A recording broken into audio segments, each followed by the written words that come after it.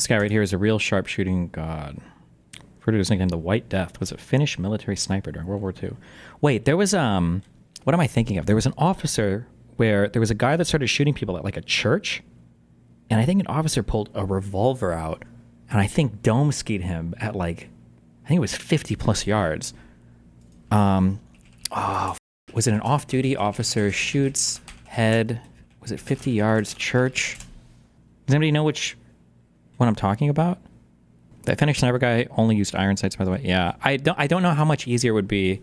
I feel like shooting prone or shooting with the gun stabilized on something probably makes the shot significantly easier.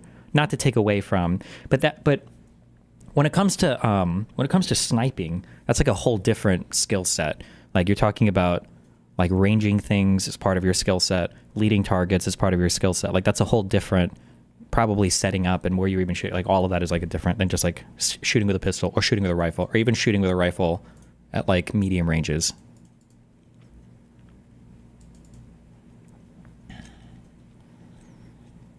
How do you decide when to use feet and yards? I feel like shooting you usually measure in yards. Does anybody talk about like he's 20 feet or you should go to the range? I feel like it's usually measured in yards. And yards are nice because you can basically say meters because a yard and meter, close enough. Same thing.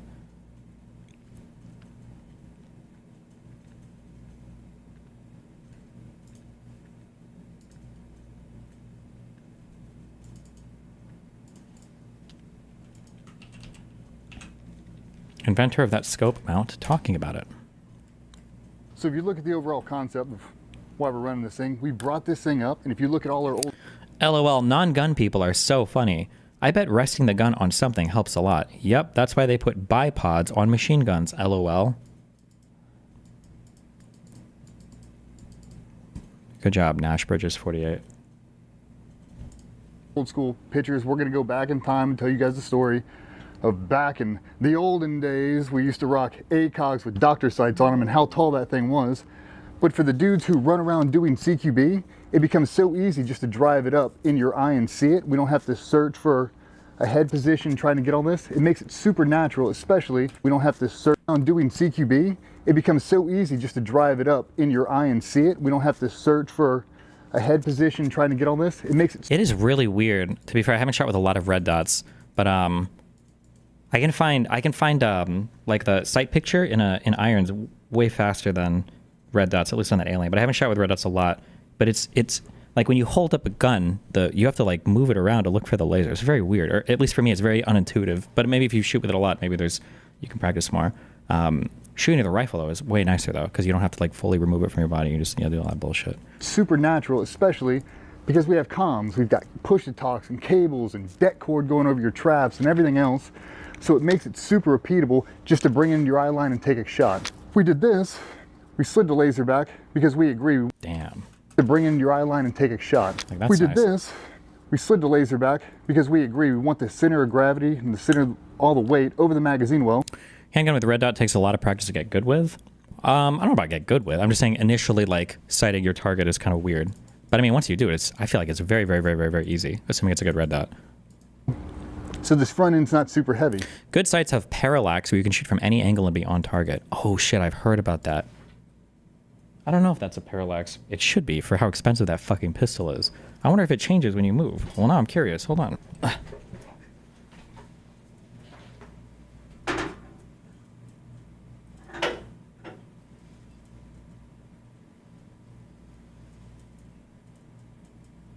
Oh no, it's definitely not. Oh no, wait. No, it's definitely not. Absolutely not.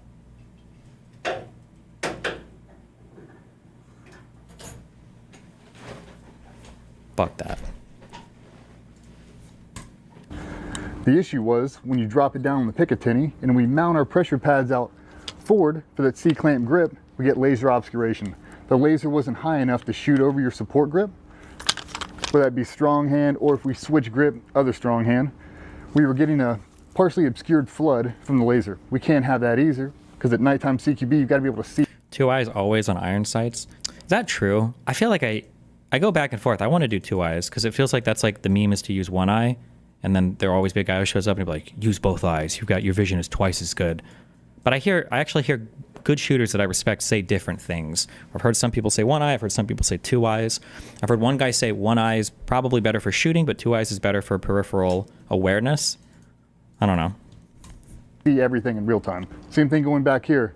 We had to have a touch point. Guys get super hung up in their own little kata, and we have to have the same touch point every time.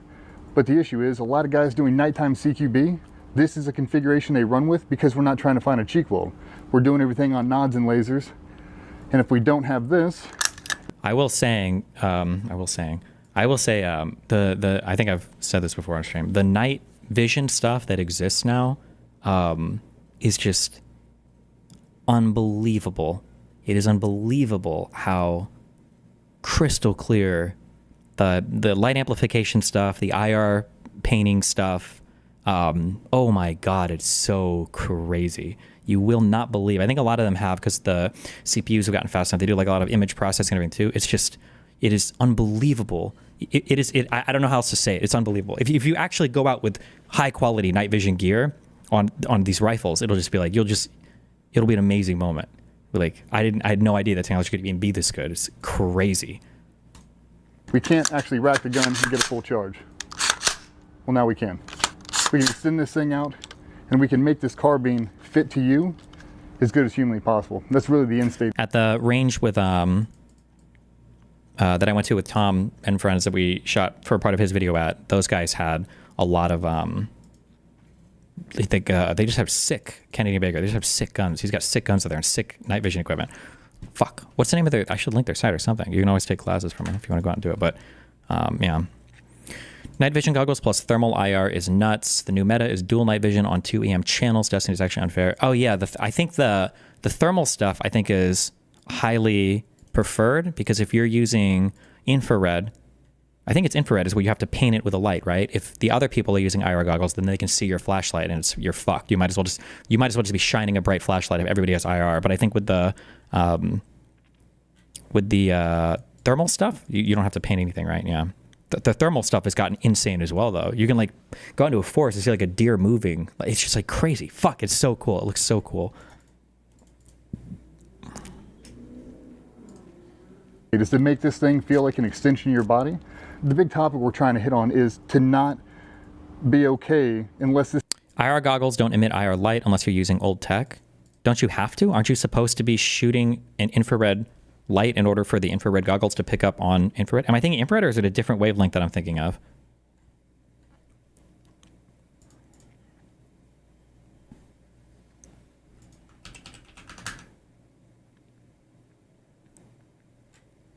No, it is IR. Okay.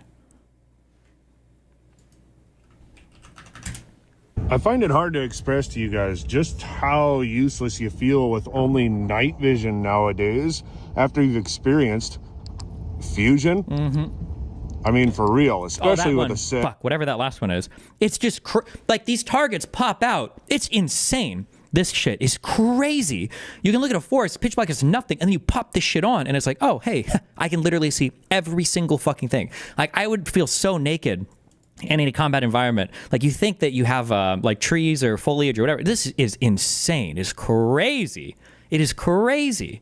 For real, especially with a setting like this one, you're lost. You're lost without fusion. That's how my vision is normally.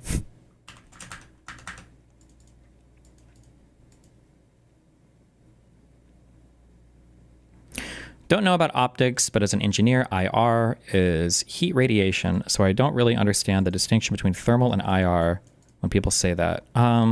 Yeah, I don't either, because infrared implies heat, right? There's a light that you shoot where you turn on the flashlight, but you can't see it. It's invisible to the human eye, but you shoot that flashlight out and then you turn your thing on, and then you can see exactly what it's shining at. Although, again, if the other people are using those goggles, they can see it as well, but I don't know what that's called. That is IR? Okay. I don't know why it's all called IR. Wait. Hold on.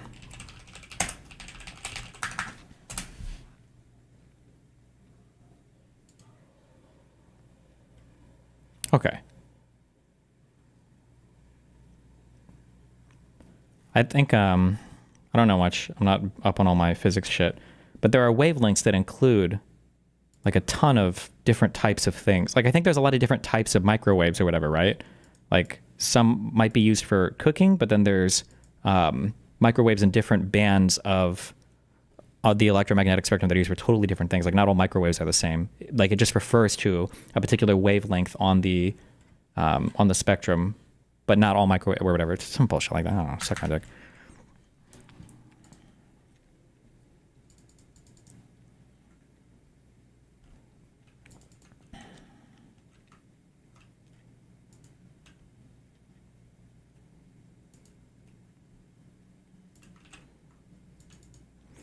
Proper night vision goggles are passive, so they do not emit IR light on their own, but they only amplify the light they see. So if there's no light at all, you need that IR illuminator to see even with night vision. Sure, but I don't know if real night vision these days, I think that's like 90s tech, like stuff that just purely works off of light amplification. Like I think all the good shit now is seeing different wavelengths on the spectrum. I think that's like older stuff just.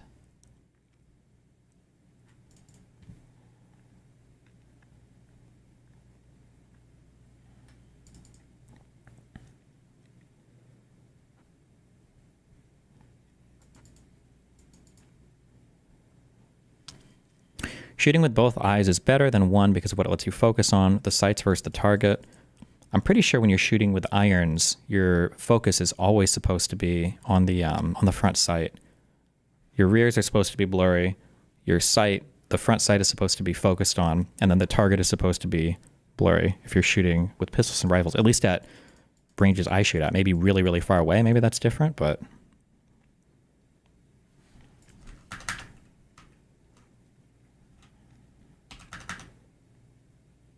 This is 1 year old.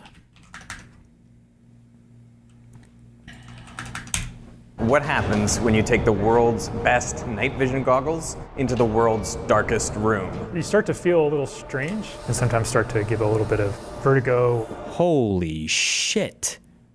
If I ever went into a fucking debate arena and that was my opponent, I would just immediately fucking leave. Oh my God. You start to feel a little strange and sometimes start to give a little bit of This guy has he's got two brains in one. What the fuck?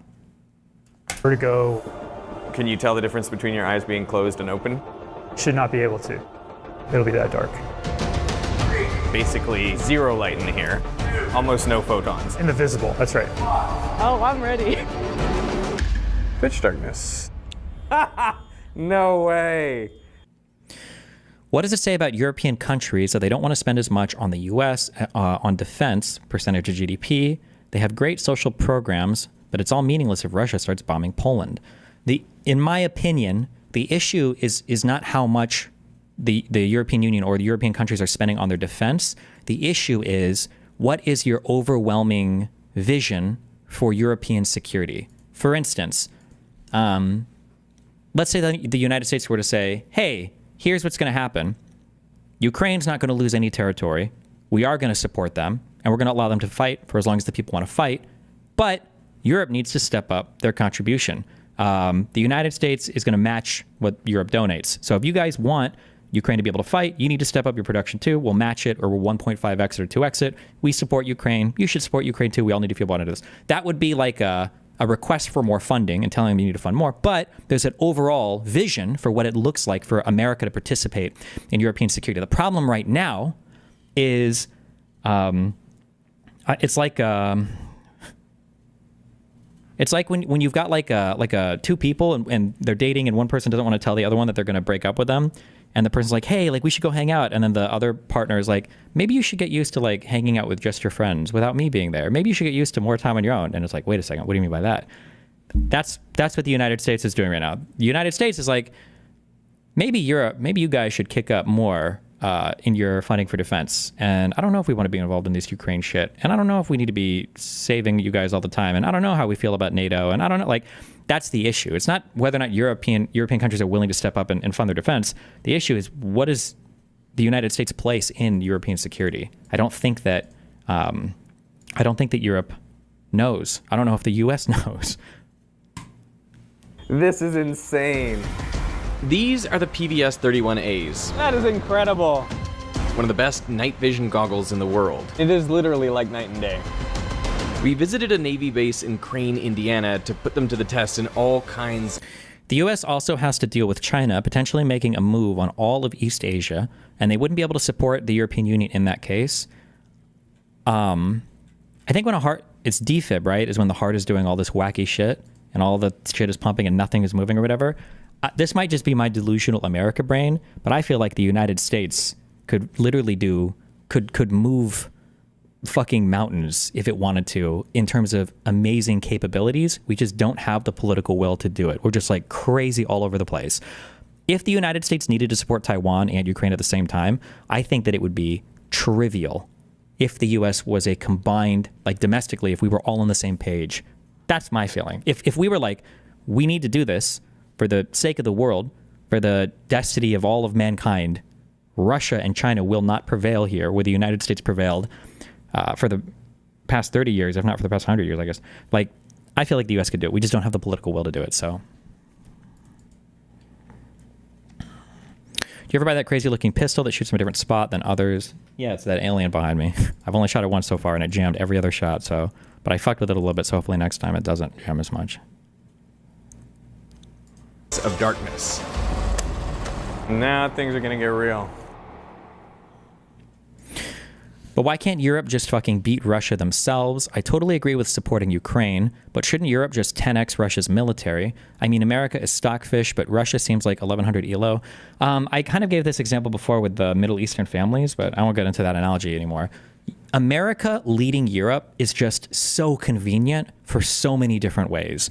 One, we are untouched by war. Like what? Is Russia going to bomb the United States? It's not going to happen, right? So we exist completely independently. Two, we are the world's leading economy. We are an economic powerhouse.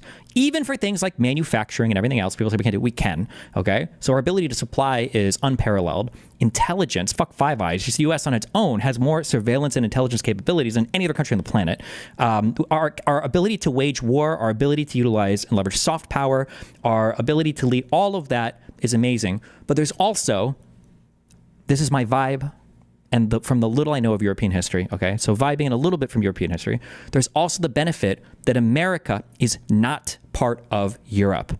And sometimes I wonder, as Europeans feel like they're being, ran by Brussels, or that Germany has too much of a say in things, or we don't have enough of a say in the European Commission, and we don't have enough of a say in how the EU is ran or whatever. America's not part of Europe. So America can dictate things, and even if Europe doesn't like it, what are you going to do? You're kind of going, oh, fuck it. Oh, America said, fuck, Whereas if Germany were giving the orders, or if it felt like the power was more concentrated up amongst your European allies, I feel like the vibe is a little bit different there, So America is just in such an amazing position to lead Europe and to provide security for Europe. It's just such a great arrangement. And if that were to drop, the idea of centralizing power into some European institution that's going to have bigger players involved, like your Spain's, your France's, your Germany's, like it's just such a rough. It's a rougher situation to be in, I guess. Yeah.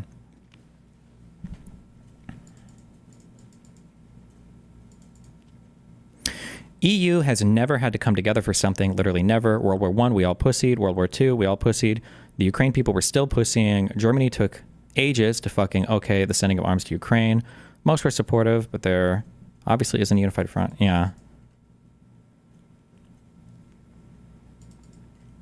America's just in such a good, but like, it's not because like, to be clear when you say that, it's not because Europeans are retarded or because Europeans are pussies or whatever. It's just different European countries. In the United States, we tend to just view it all as, oh, it's Europe, which we have the privilege of doing. But in Europe, like the different countries have very strong and very different, this is why it's so funny fighting with Nazis, very strong, very different histories, very different national attitudes in terms of how they see themselves with the rest of the world. They're all very, very, well, most of the big ones are very distinct countries with their own peoples, their own histories, their own national identities, even their own idea of like where they maybe belong in the world. Like the creation of the European Union and them coming together economically, that was a really big deal.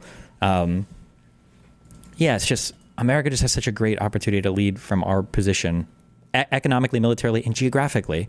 So it would be a shame. Like, what does a European Union look like if Germany is actually the de facto leader? I don't know what is the largest economy in Europe absent the whole European Union.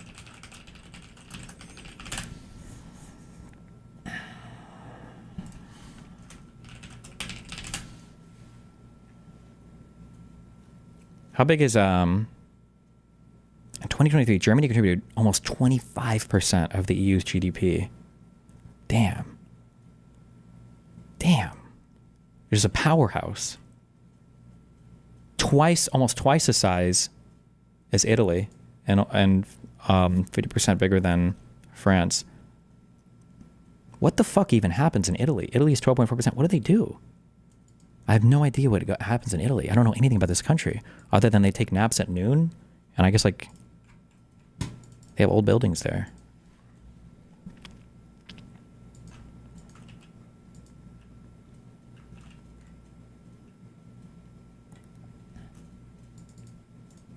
Destiny, compare populations.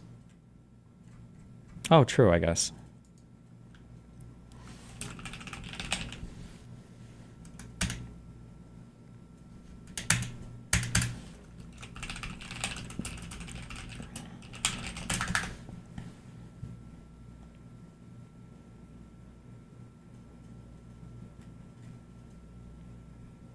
Spot on about European diversity. The idea of a single European army goes back to the 50s, but it doesn't seem tenable because of nationalistic tendencies. This fragmentation means we need leadership. Yeah, I don't ever see there being a successful like European army or like an EU army.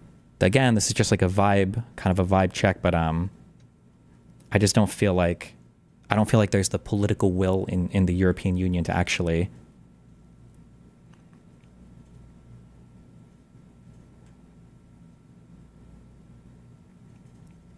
Germany's 84 million, France is 66 million. I said Germany, right? Italy's 59 million.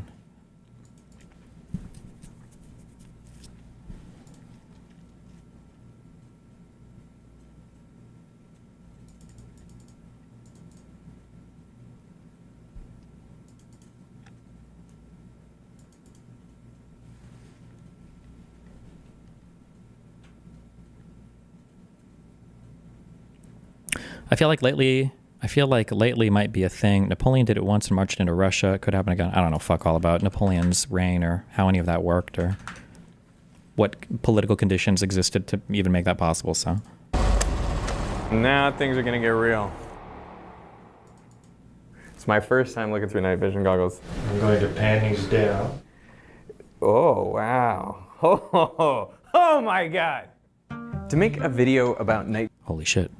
vision goggles, we had to film in the pitch dark, which is really hard because cameras work by focusing photons of light down onto a sensor. Couldn't being a collection of many smaller states be an advantage over one large country in warfare? No. I know that like conservatives have brainwashed literally everybody across the world now, I guess, or at least the Western world. But no, having one centralized power has huge advantages to it. There are huge disadvantages as well, of course, or there are potential downsides, but the upsides cannot be argued.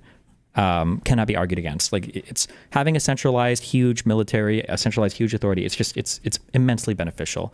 The level of integration, the what is it that Ryan says that he obsessed with?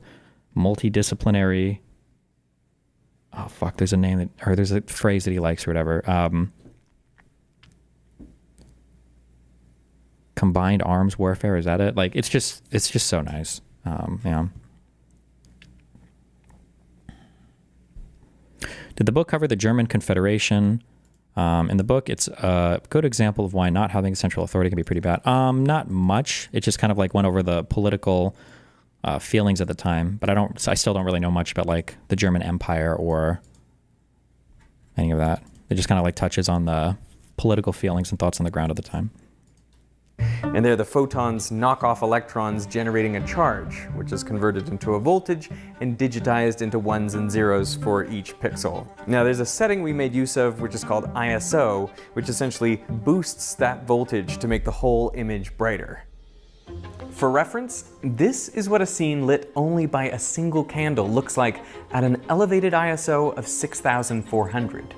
Now, in a split screen, let me show you what this looks like at an ISO of 64,000.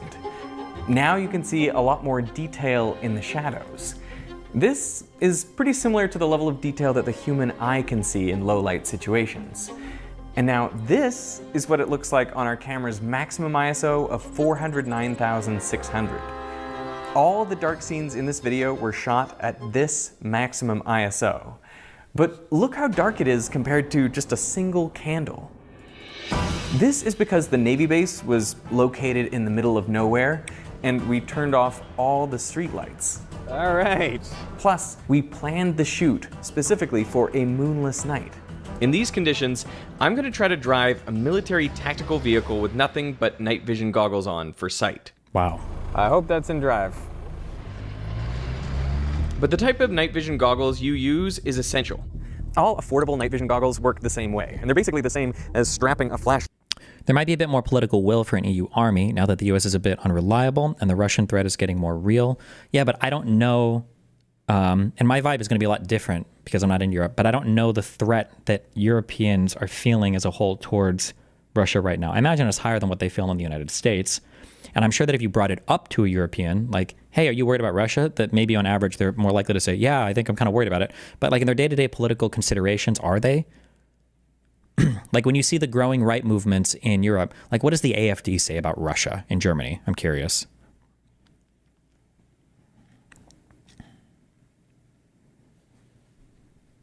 I have no idea what these kind of like right-leaning movements say about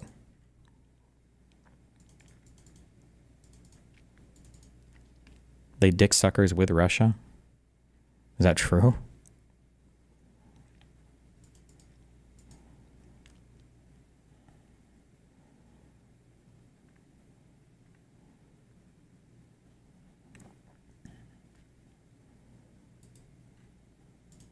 Light onto your head, except the light they give off is not visible but near infrared wavelengths. Yeah, I'm sure Eastern Europe is probably a lot more like, but They're just longer than our eyes can see. Then they have a camera that can capture that near infrared light and display what the camera sees on a screen on the back. This is the simplest and cheapest version of night vision. It's called active illumination.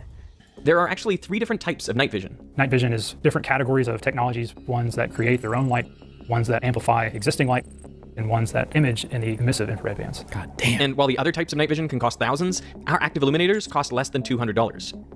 It's very zoomed in, I feel like. It's not a one-to-one. It's not a one-to-one. Because they are far cheaper and easier to make than any other kind of night vision, active illumination is what's used in almost all commercial night vision goggles, or nighttime security cameras. These were the first night vision goggles I wore to attempt to... All conservatives everywhere have the same programming based. Why do so many watch Destiny? We seem to be educating him, not vice versa. Because I'm like a chat bot that you can configure, and then later on you can ask me questions and I'll spit back out your answers. drive in pure darkness. I have no idea where the focus is. If you could see this, you would be terrified. I'm looking out at the road and I have the focus set to the first cone. Oh my goodness, this is not advisable. I have no idea how fast we're going. The problem with these goggles is it feels very zoomed in. It is bouncing, and it's not really bouncing in time with anything. It is just like bouncing. If we hit a parked car right now, I would not be surprised. Oh God. Okay, straighten it out. Straighten it out. Ben has military night vision goggles on, so he can actually see where we're More to going. the left. Yep, and we're probably good. Oh! If I hadn't been directed from behind, we would have crashed so many times. Damn. I also feel a little bit sick, so there's that. This is one of the big drawbacks of active illumination. There's a significant delay between what the camera sees and what's displayed on screen. For most digital systems, the fastest you could ever get is the frame rate. So if it's 24 frames per second, the fastest you could be in the delay is about 1/24th of a second, tens of milliseconds maybe. That's enough to make people get motion sickness and lose their coordination. Oh boy. Do you want to throw me a frisbee? Don't even move. Wait, is that true? 1 divided by 24 is... on a 24 frame rate, your highest latency would be 42 milliseconds? I have no idea. I guess I've never tried. I can't see anything. I think I'm gonna have to take these off shortly. There's crazy rolling shutter and just everything's jiggling around in front of me. Another drawback of active illumination is that you're range limited, since you can only see as far as the light shines. But the main reason you can't use these in the military is simple. They aren't passive. There's a bright beacon of near-infrared light, so enemies can easily spot you. In fact, military night vision goggles are a totally different technology, but they can still see in the near-infrared, and this is why we've been filming through them to capture the light from the active illuminators. The Baltics unsynchronized their electricity network from Russia like a week ago. It was seen as a big thing for security.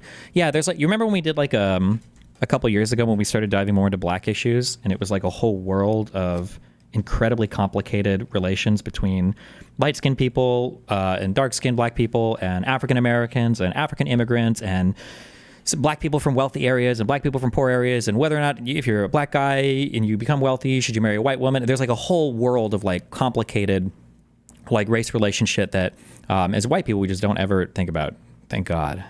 I think that there's probably, my guess is going to be, there's probably a lot of weird stuff when it comes to when it comes to Eastern European countries that in America we definitely don't think about. I'm curious in Western Europe even if they think about it, because when you say Europe, you're really talking about like everything from Germany to the West.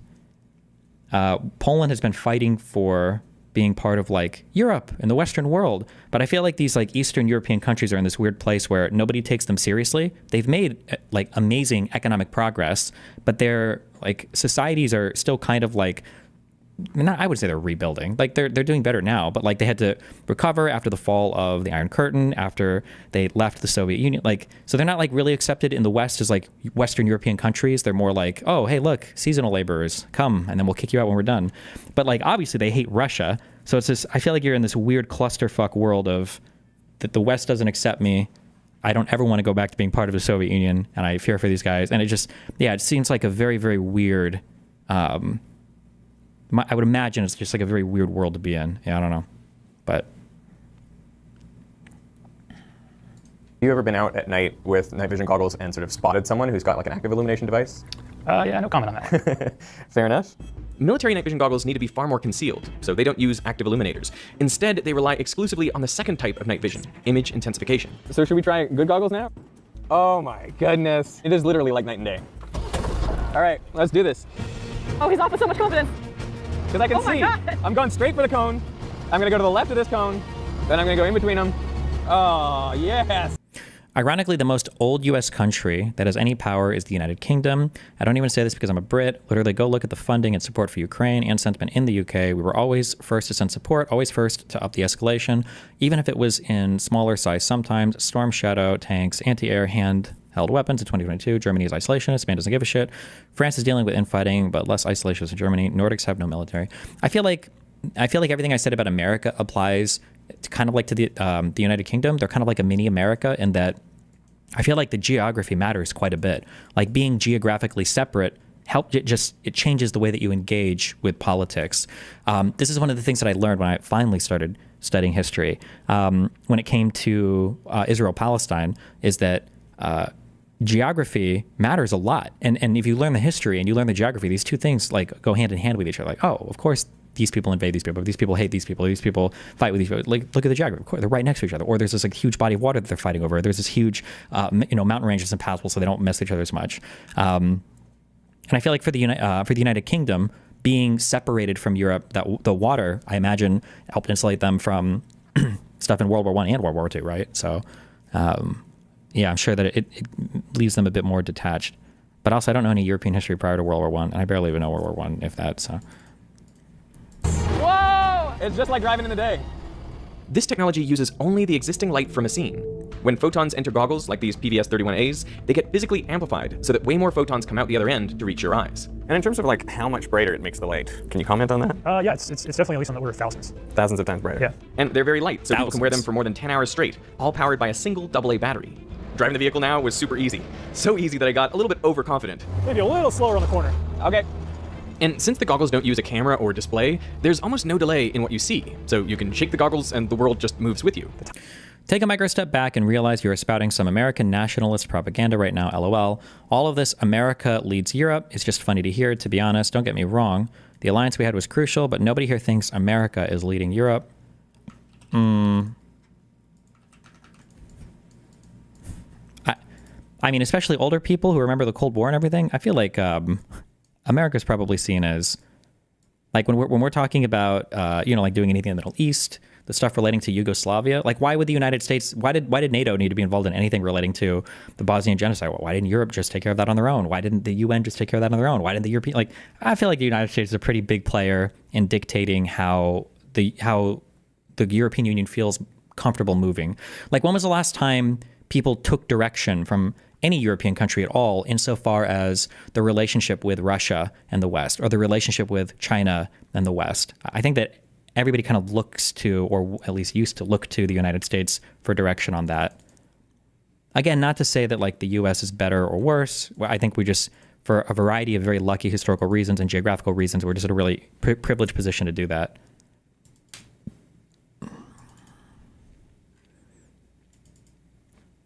Time from light in to light back out is very short. You can get down to microsecond levels, maybe even quicker, nanosecond levels. It's as if there are no goggles there at all. No, I can see so incredibly well. Let me compare to like no night vision. Oh my goodness. Man, the world looks so much better through these goggles. This is when we found an unexpected benefit of night vision. The stars are phenomenal. Oh, look, there's that asteroid that has a 3% chance of hitting Earth now. Is it really 2%? That seems, usually the high is like, oh my God, there's a 1 out of 5,000 is like, that's a really high chance. 2%? 1 out of 50 chance that a asteroid dude hits us? The fuck?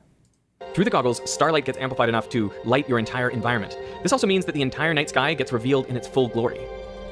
Emily, you are gonna have your mind blown when you see through these. Oh my God, you can see like so many satellites. Oh, you can see the Milky Way so clear. I feel like Germany did a lot in Cold War with Willy Brandt. Was Willy Brandt, or who was the Western German prime minister who gave that famous speech where he was standing in front and he was like, Gorbachev, tear down this wall. What was the name of that?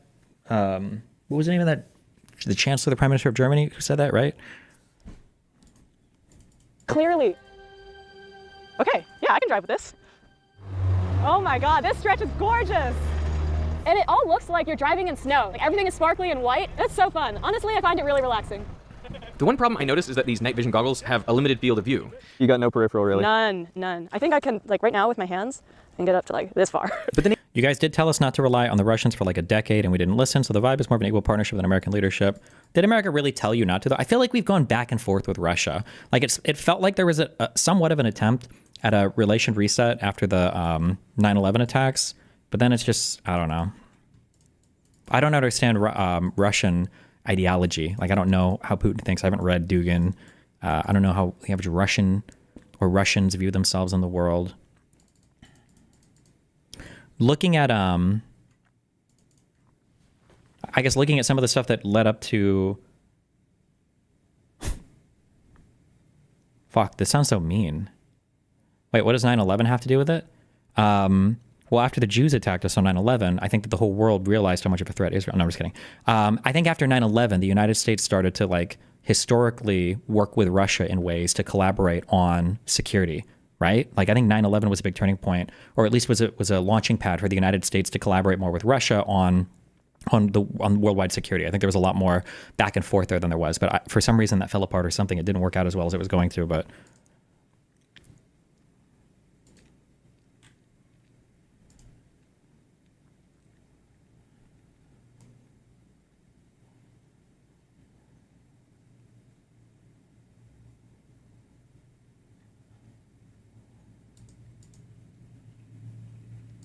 the Navy have one set of goggles even better than the ones we've been using.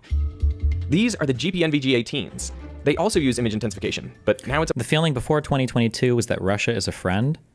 Is that really true? I feel like the vibe on that would have started to shift a lot in 2008.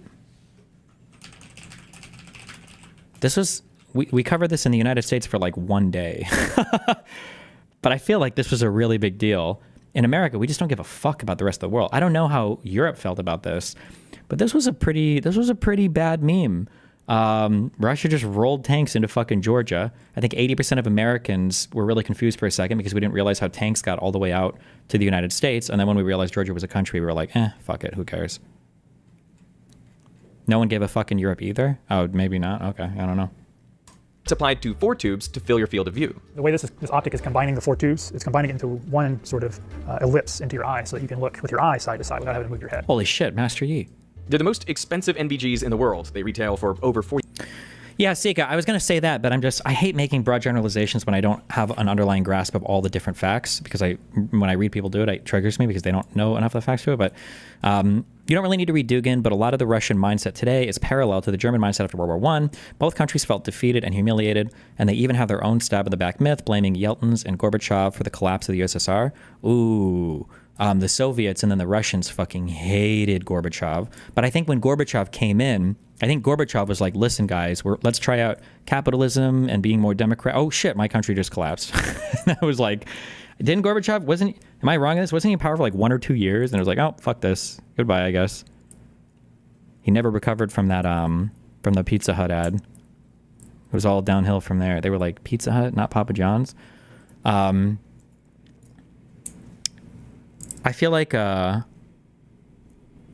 this sounds so mean to say, but there's something to be said for you have to like, this sounds so mean. You have to crush a people's desire or crush a people's spirit for having some pan whatever dream. And once that spirit is crushed, then you can rebuild as like a more holistic, friendly people. Like Nasser's defeat in 1967, I think was a huge blow to pan-Arabism and the idea of ever rebuilding any kind of like empire. 73 was better for them, but still sucked.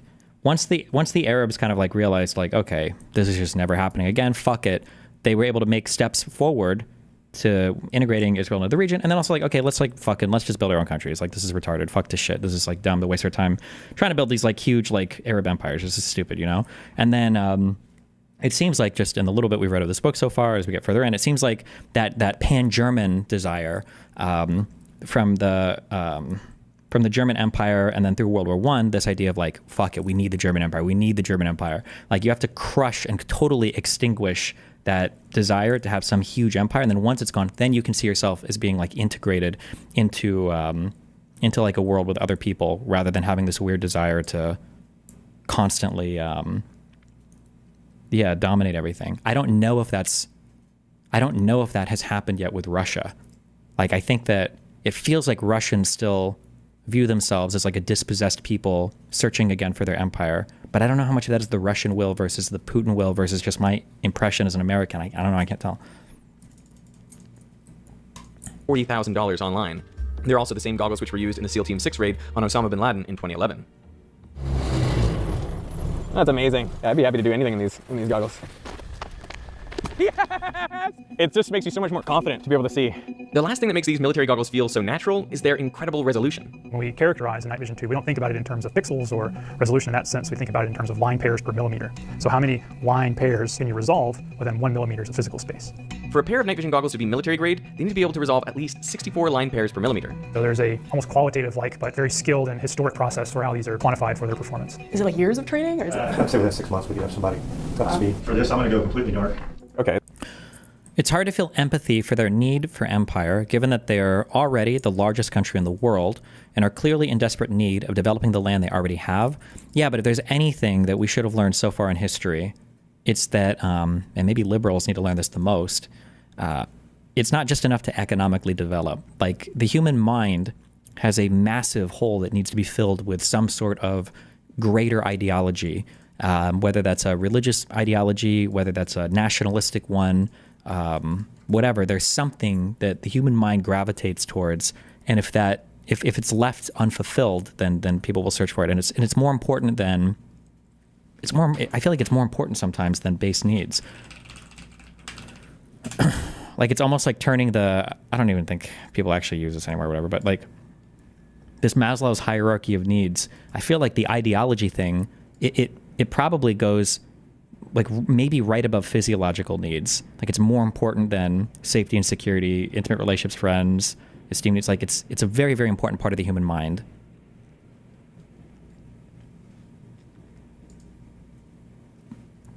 Okay, there's a bright chart right in there. It says +2 on one side. Does it say that? Maybe we can't say what it really says. Okay, I won't say what it really says.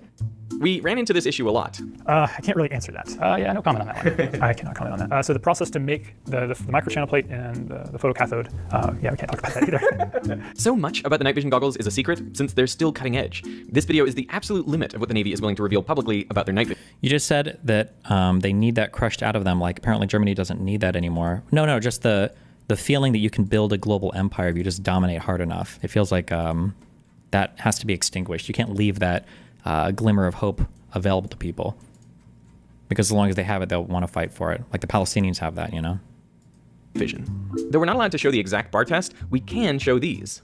You see similar bars that we had in the night vision are out here through the trees, and then we've got, if we maybe go to this other corner, you can see at different distances. And the bigger the optic gets, the farther away you can see, and so you need farther and farther away calibration targets to understand the resolution and the quality of those images. We do a lot of lab characterization and modeling to predict how far it'll be able to see. But Do you think that ideological hole that people have is an extension of the need for community, like family, tribe, etc.?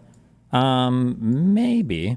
I think that socialization is probably like a fundamental requirement for humans. Like, we're social creatures and we socialize, and we have a whole bunch of brain stuff that's built around socializing. I mean, the whole faculty for language is like built around like community and socializing and shit. And so you probably, especially if you're super atomized on the internet, you're like drilled down to these individual little things. You're just like on websites all day and you don't have that sense of a community or feeling. There's probably a big hole open that like needs to be filled with something. the ultimate test is to come out into the real world. We use line pairs per millimeter to describe the goggle's resolution because image intensification is analog, not digital. This is the secret to how they emulate our normal vision so well.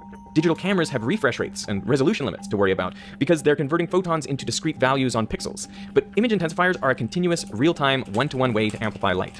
This is how it works. In a dark scene, limited light from things like stars reflect off the scene and send some photons toward the image intensification tube. The lens focuses these photons onto the tube as an upside-down image, where they go through 3 steps. First, the photon hits a thin plate called a photocathode, made from semiconductors or alkali metals. When a photon hits the plate, an electron in that part of the plate gets excited and is ejected into the vacuum. Next, the electrons are accelerated through the vacuum tube by a voltage. They head straight into another thin plate, called the microchannel plate, and this is made from insulating material, often glass, with about 6 million tiny channels in it. These are all angled at about 5 degrees to get incoming electrons to collide with the channel walls. When they do, they release more electrons from the wall material, which collide even more with the walls, releasing more electrons, creating an electron avalanche. So a few electrons go in, and a flood of thousands come out. Then this flood of electrons leaves each channel and gets accelerated in a straight line by another high voltage to hit a phosphor screen. This is just a screen made of material that glows when exposed to radiation, so it converts the electron kinetic energy back into visible photons for you to see. So every photon that enters the tube gets multiplied thousands of times over while maintaining its position, which makes for a brighter but otherwise identical image. As a last step, there are 20 million optical fibers attached to the phosphor screen 20 that million. twist the image right side up. The photocathode, the microchannel plate, that vacuum gap, the phosphorus screen is all in this first section, about the width of my fingernail. The rest of this space is the fiber optic twist. Oh wow. For decades, the phosphor screen was always green. It's this historic phosphor choice that's responsible for all the classic green night vision we know from movies or video games. But in dark conditions, the human eye doesn't see best in the green part of the spectrum. There are 2 types of photoreceptors on your retina, rods and cones. Cones are better for well-lit Actually, never mind. vision, and they're good at distinguishing color. They're located in the center of your retina. Rods are better for low-light vision, and they're located at the edges of your retina. This is why you can sometimes see dim stars out of the corner of your eye, but they disappear if you look straight at them. The light sensitivity of rods peaks in the blue part of the visible spectrum, so that's why our PBS-31As look like this. They've been upgraded to white phosphor, which looks slightly blue overall, making it easier for people to make out. To see how well these night vision goggles amplify light, we put them in a well-lit room and cover them up entirely, except for a little thumbtack hole. This lets in only a tiny bit of light, but the view through the goggles is still brighter than the room itself. We couldn't expose the night vision goggles to any more light than this, but not because of anything like the movies, where the bright light is enough to incapacitate people in night vision goggles. So what would happen if we just turned on the lights without the cap? Would this just turn white? It would still function, but you wouldn't want to do that for a very long period of time. It's got a current limiter in how much charge can be absorbed by the screen. Increasing the light intensity saturates that component of the circuit. But what happens if we push image intensification to its opposite limit, by using the goggles in a room with no light at all? If you want to test night vision goggles, you gotta go to a place where it is absolutely pitch dark, underground, all sealed off, basically no photons. It's gonna be completely disorienting. So we're in an underground range here at the Navy Base Crane, and this place is usually used to test small arms weapons, but we can also seal it up and make it very dark, all the way down to where there's almost no visible light whatsoever. So there's basically 0 light in here, almost no photons. In the visible, that's right. We are now going to turn off all the lights, make it completely pitch black in here, but on top of that, the range is full of smoke. So even with night vision goggles, we might have no luck at all. If you are in pure darkness for a long period of time, what happens? You start to feel a little strange, kind of like being in an anechoic chamber where you can't hear things. The lack of sensory perception can sometimes start to give a little bit of vertigo or uneasy feeling to some. Okay. 3, 2, 1. Pitch darkness. Okay, my night vision's on. Wow, I actually can't see anything through these. With PBS-31As in pure darkness, you mainly just see their analog processing in effect. Oh my god, it just looks like a blizzard. When I look that way, I see almost nothing. I just get snow. All this noise comes from electrons getting pulled through the goggles in two ways. One is thermionic emission. Just due to thermal energy, some electrons will have enough energy to escape the metal. Wow. And the other is due to the electric field. There's such a strong electric field in that tube that it'll pull some electrons off the photocathode. Can you make out the face? Because I mean, there's a little bit of light coming out of the goggles which might hit my face. Because image intensification can only amplify existing light, its one limitation is that it requires a light source. It can be tiny, but there has to be something. If you're in absolute darkness, even active illumination is a better bet. Now this is advantageous because if you're in a really black room, then you do kind of need to light it a little bit. Unless you use the final type of night vision, thermal imaging. If the Trump admin does go through with abhorrent decisions on Palestine and Ukraine, will you call your community to rally against that? Like, the American people don't care, so I don't know what you would even rally against. But I mean, we've already done that. Like, Ukraine it looks like it's about to be surrendered. I guess we'll find out tomorrow. European leaders are having a big meeting on, I don't know on what, on how they're going to lead Europe or what they're going to do, but With my naked eye, I can't make out the exit sign, but with the goggles, I know it's up there. While image intensification attempts to match your normal vision, thermal imaging goes beyond it. In the electromagnetic spectrum, the infrared range has longer wavelengths than the visible range. All the shorter wavelengths up to mid-wave infrared light are reflective, meaning that everyday objects don't emit these wavelengths on their own. You need a light source. To see my shirt, we can't be in the dark. You need visible light to reflect the blue to your eyes, and that's why we needed the near-infrared lights on the active illumination devices. But the long infrared range is actually emissive, meaning that it doesn't need a light source at all. That's because all objects emit electromagnetic radiation, and the shape of their spectra follows Planck's law. You can see that only extremely hot objects like stars have significant emission in the shorter wavelengths like visible light, but virtually everything emits in the infrared. Because thermal imaging doesn't require any external light like image intensifiers do, and it doesn't need to create its own light like active illuminators do, it's undefeated in completely black situations like the underground range. It's also the best choice when there's fog or smoke obstructing your view. I am about to walk into the fog in this range, and we'll see if I disappear in the visible, and then you guys... We can unfreeze Russian assets and give them to Ukraine.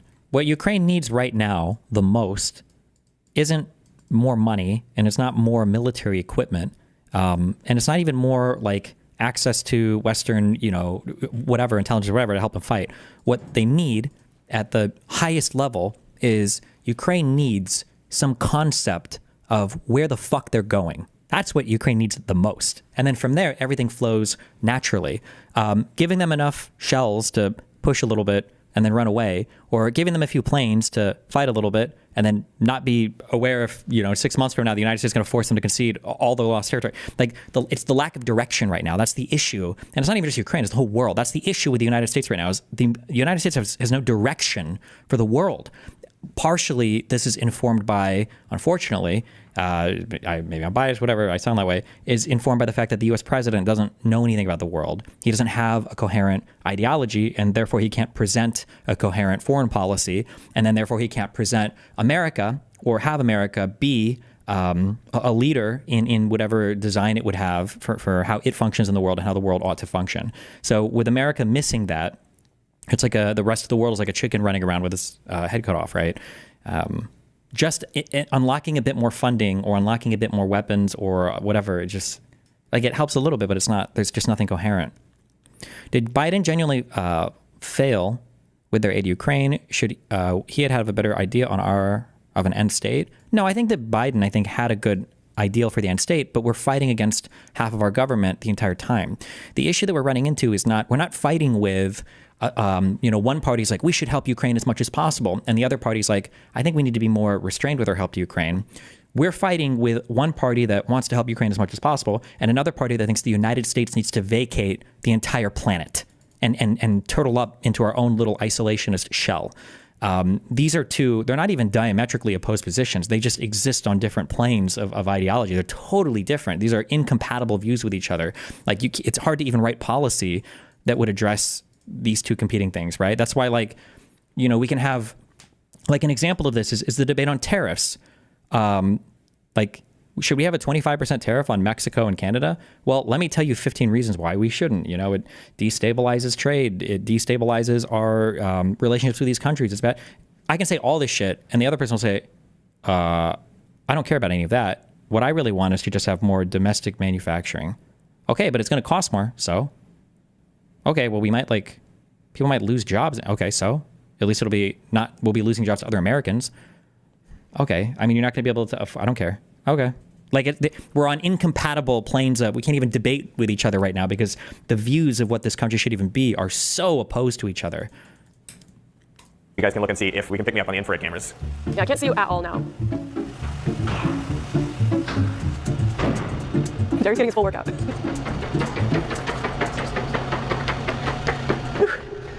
I had no idea we'd be so emissive down there. Thermal imaging also sees things your eyes never could, like objects that have been buried underground, or recently touched by someone's hand. The last advantage of thermal imaging is its unbeatable range, even better than the military night vision goggles. We set up a distance test hundreds of meters away from the tower to compare the infrared cameras against the PBS-31As. To the naked eye on a moonless night, this is what someone holding a cigarette lighter looks like at that distance. This is how it looks through the night vision goggles, and this is how it looks through the infrared cameras. To get even more subtle and remove all direct light, this is what a person checking their phone looks like in those conditions. Totally invisible to the naked eye, discernible through the night vision goggles, and perfectly clear through the infrared cameras. But thermal imaging has its weaknesses as well. It's a digital system with motion delays just like active illumination. Thermal imaging goggles aren't popular because high-quality infrared cameras are too big and too power-hungry to be portable. And since they only detect thermal radiation, they can't even see lettering on signs, for example. This is looking at it in the infrared. EFPTOZ Anything that is visible solely due to the way light reflects off it is invisible to thermal cameras. EDFC, I don't know what that is. ZF or ZP? Currently, Do you think that the world could find their own direction and leave the US in the dust? Yeah, of course. But you have to look to your huge centers of power to find it. And those centers of power are probably, there's 2, maybe 3. It's Russia and China, and maybe India. I don't know what India's foreign aims are. I feel like I don't hear much about them. But Currently, there is no one best type of night vision. They all have trade-offs between things like resolution, delay, light situation, concealment, and portability. The entire history of night vision has been driven by trying to minimize these trade-offs. The first night vision technology, known as Gen 0, was developed for sniper scopes during World War II and the Korean War. They used active infrared illumination, much like the commercial night vision goggles of today. Then Gen 1 night vision was developed for the Vietnam War. These used basic image intensifier tubes with just a photocathode and screen, no microchannel plate. They stacked 3 of them together in a row, making them extremely bulky and distorted to look through. But the resulting scopes were sensitive enough to operate just off light from the moon and stars, giving them the nickname Starlight. Gen 2 night vision was developed in the 60s and 70s and added the microchannel plate to the image intensifier tube, increasing sensitivity so that they could be used in dark conditions like on cloudy or moonless nights. This addition also made the tubes much more compact, allowing the first sets of handheld night vision goggles to be created. The last generation, Gen 3, became available in the late 80s. These changed the photocathode material into the semiconductor gallium arsenide in order to better convert photons to electrons. They also coated the microchannel plate. okay, we don't need to watch the rest of this. We got it. Ukrainians are so delusional, man. Should the US deplete all of our resources to fund a war that has almost zero impact on us? The United States has spent and invested so much money in our intelligence abilities, in our military technology, in training for our troops, in logistics deployment. The idea that you would say that, what's the meme? What's the saying? You're about to find out why the United States doesn't have social health care. That was supposed to be a big military conflict. Like, sure, our diabetes medications, insulin shots are $120 each, but, we can put a fucking missile through your window from 10,000 miles away, with a trans drone activator, that was supposed to be the point. So yeah, otherwise, why the fuck have we invested and spent so much money on our military all this time to protect us from the Leafs, from MS-13? What the fuck has been the point the whole time? Sorry, that wasn't my view. I was rage baiting the Ukrainian spy in chat.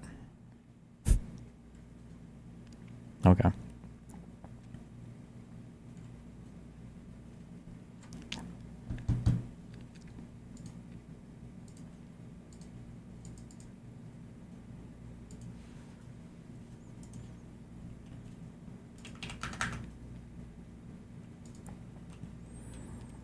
PC people are the cooling tubes, fine like this, going from bottom to top right.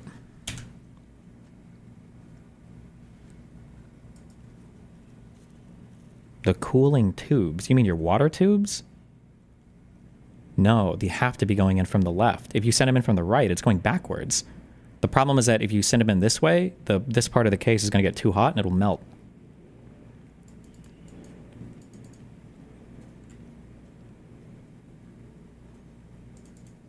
Heat moves from right to left, not left to right. But I'm trolling you, it's fine. But the US wouldn't even act against China, right? Military action seems unpopular at all. The whole pivot to Asia argument seems to be an excuse for isolationism. There is no pivot to Asia. I don't even know what the fuck that means. Well, it might have meant something under earlier administrations. But you have to remember that Trump is just an idiot. Trump doesn't know anything about foreign policy, or he doesn't have like a coherent vision for the United States as a country. I don't think he knows any. He's not a political person. And he just doesn't understand history or ideology or any of that. He's just like he's like a big kid in a Lego factory. Well, Trump doesn't. His cabinet and the military does. I don't even know what the fuck his cabinet thinks is the U.S.'s job for the world. I have no idea.